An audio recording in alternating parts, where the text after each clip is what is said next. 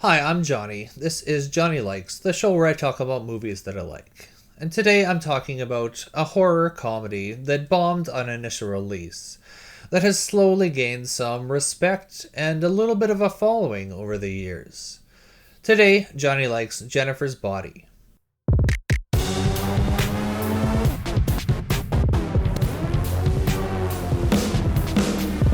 You tell him, Johnny. You tell the world.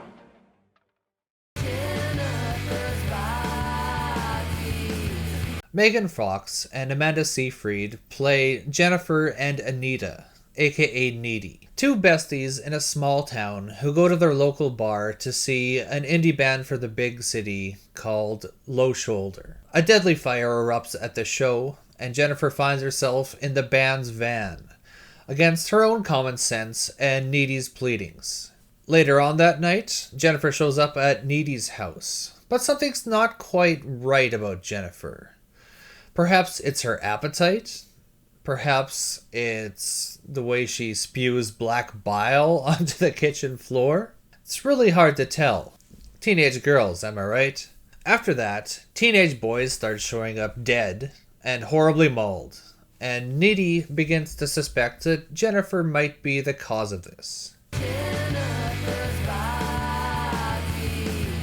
The casting in this was spot on. Fox and Seyfried are believable as best friends, they have chemistry, and they both get to shine in their own ways in their respective roles. Chip, the emo kid, and the guys in Low Shoulder, I don't know any of their actors' names, they were all really good.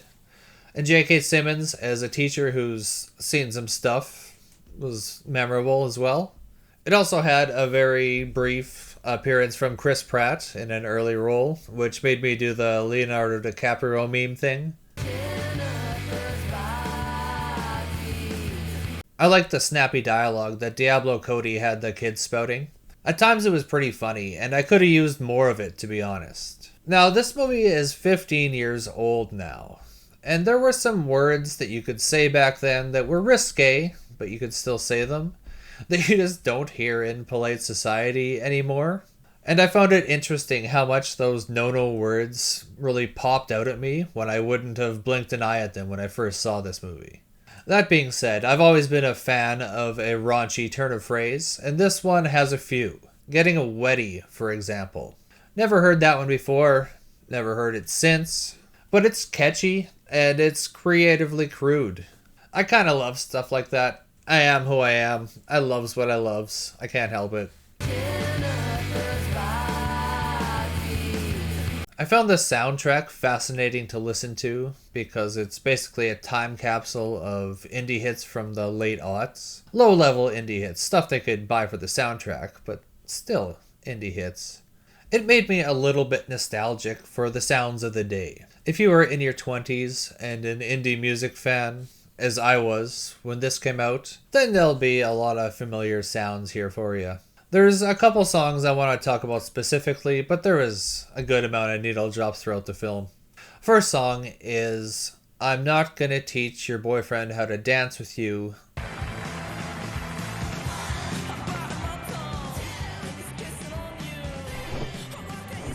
This song evokes a very specific time period of about 6 months.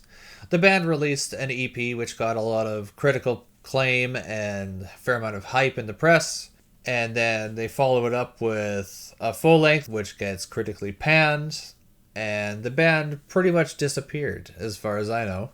The inclusion of this particular song meant to me that it wanted to be cool by association. By putting this underground popular song in the film, all of a sudden you're relevant, I guess. Well, it actually ends up dating the movie in a very specific odd way because of the short time span of the band that I just mentioned. So that's what went through my head during this 20-second bit that the song was in the movie. Also, they can now technically say that they have black kids in the movie, because I don't remember seeing a lot of color in this one. The second song is Death by White Lies. My soul, everything I once believed in. Your abortion. Now, that song also featured heavily in a standout scene in a film called The Girl Walks Home Alone at Night. Unfortunately for Jennifer's Body, Girl had the much stronger scene, and it just made me think of that movie instead. Now, that's not Jennifer's Body's fault. They did use it first, technically, but since that movie used it better, this makes me think of a different movie. That's probably not a great sign. Last song I want to mention is Violet by Hole. Now, I loves me some Violet, I loves me some Hole, but how are you not going to put Jennifer's Body in Jennifer's Body? Seems like a missed opportunity. I assume somebody behind the scenes knew about this and mentioned it, and there is some sort of licensing issue. It's the only thing that really makes sense. Whatever the reason, how are you not going to put Jennifer's Body in Jennifer's Body? Find a way, people.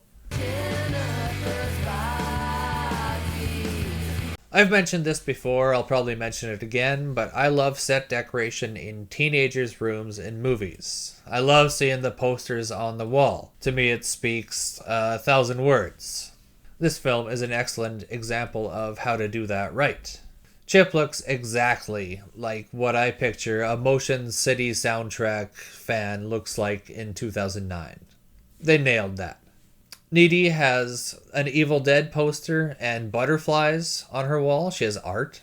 Butterflies symbolizing metamorphosis and Evil Dead symbolizing demons, both of which are kind of motifs in the film. So it's a nice, subtle way of reinforcing a couple motifs. Jennifer has a Fall Out Boy poster centered in the collage above her bed. Now, I picture her as a Fall Out Boy fan in their looks more than their music. I picture her more as an MGMT or maybe Friendly Fires fan. I can picture her wearing a headband and Dayglow makeup and dancing to Time to Pretend while lip-syncing. I don't see her dancing around in her room to Sugar We're Going Down, though.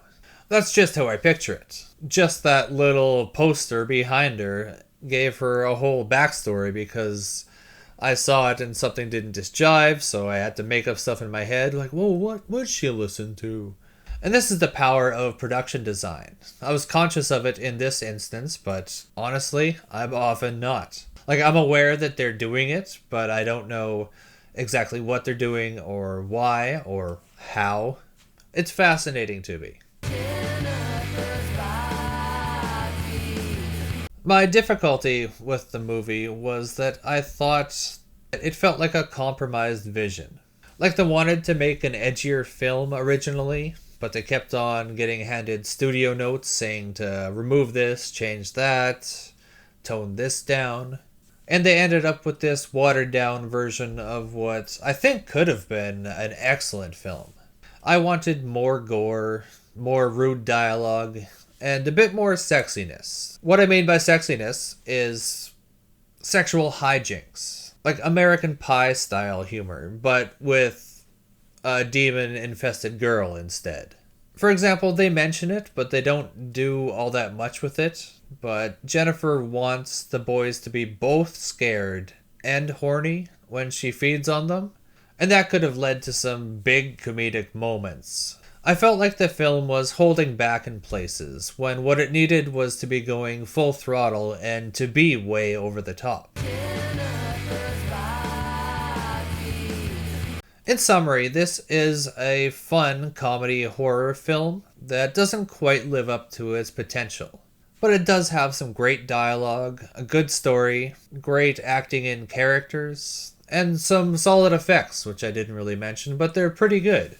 I'm going to rate this one at 3.25 out of 5. Those are my thoughts on Jennifer's Body. You can leave yours in the comments. So if you liked my review, click the like button. If you want to see more, hit the subscribe button.